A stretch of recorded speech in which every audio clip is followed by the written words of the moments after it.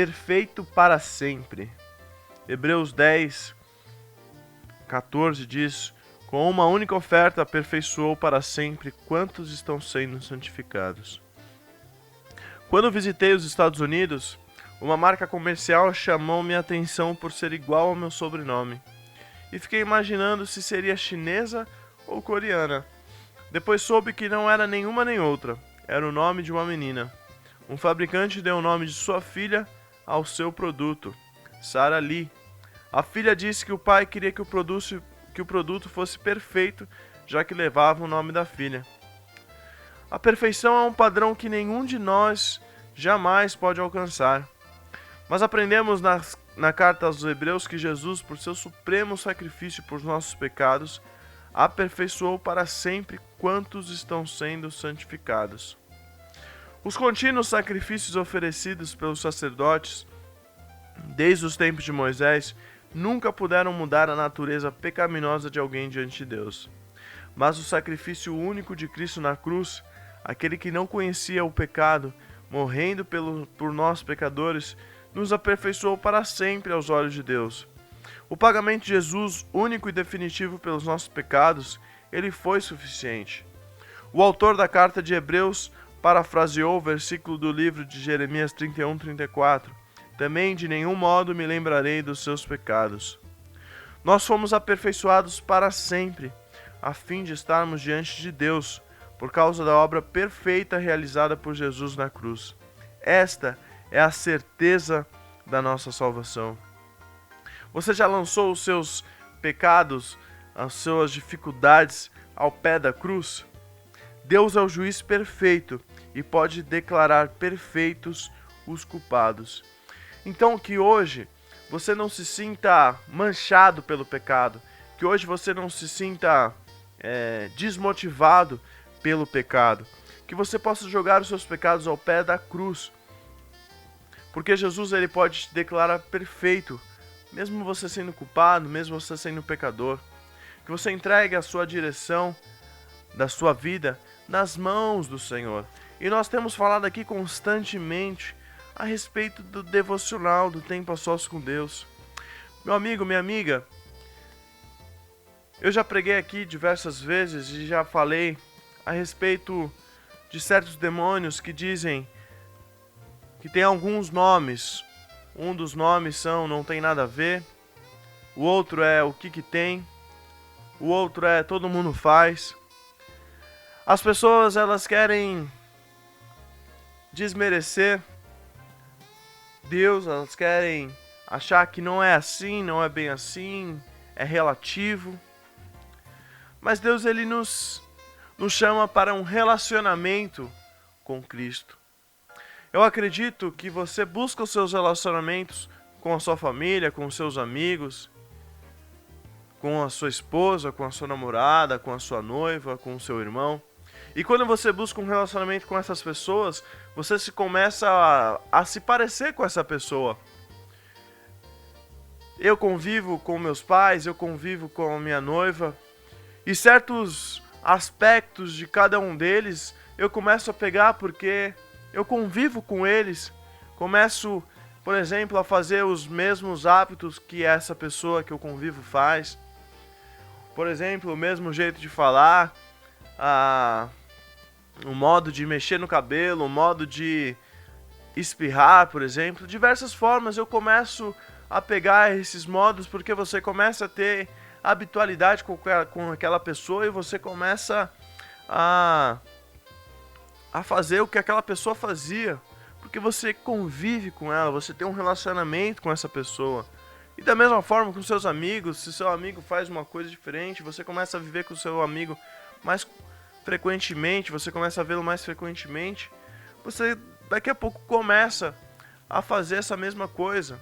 Isso é uma coisa natural das nossas vidas.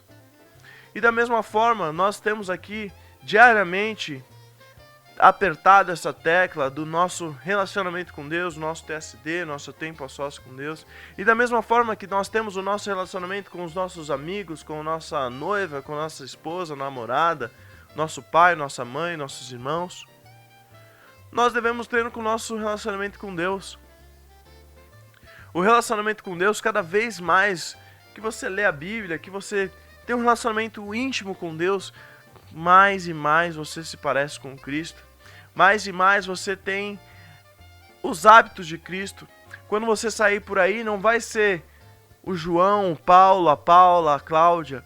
Vai ser Jesus andando com você, porque você vai ter um relacionamento com Cristo.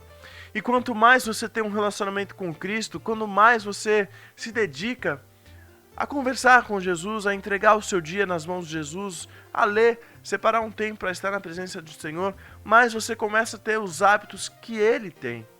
Mais você começa a ser parecido com o que Ele é.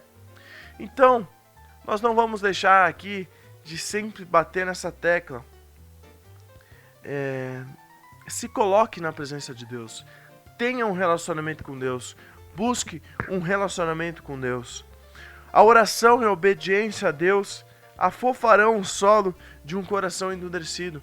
Talvez você tenha um coração endurecido, você não é tão bom com relacionamentos, você não consegue se abrir com uma pessoa, ou você diz, eu não pego nenhum hábito dessa pessoa, mas tenha uma vida de oração, uma vida obediente a Deus, e Deus ele afofará esse solo, seu coração, que talvez seja um pouco duro, e Ele colocará um coração novo, um coração de esperança, um coração de amor dentro do seu coração. E eu li uma história de um erudito da Bíblia chamado Heschel, e ele relatava a história de uma época que ele era um estudante em Berlim. E embora ele fosse um homem muito devoto, ele começou a se preocupar tanto com as artes daquela brilhante cultura que um dia deixou de orar. E ele estava ali numa exposição de artes, e ele estava tão entretido com aquilo que ele deixou de orar ao entardecer. E era um seu infalível costume orar ao entardecer. E ele admite: o sol havia se posto, a noite chegara, e eu havia esquecido de Deus. Então a omissão desse homem ali pode parecer algo muito ínfimo pra gente. Pode parecer, mas o que isso tem a ver com tudo que você está falando? Mas eu lendo, eu vi o zelo que ele tinha pela obra de Deus. Porque demonstrava que ele compreendia a importância de cultivar a sua vida espiritual. Ah, mas foi só um dia, Lucas. Mas um dia ali foi suficiente para que esse homem ele se sentisse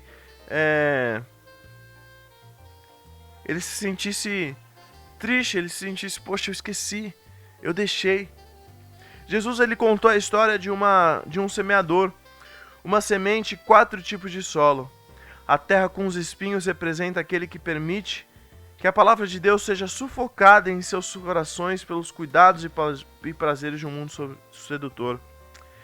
Esta é a possibilidade sedutora para todo aquele que responde de forma irrefletida à palavra de Deus.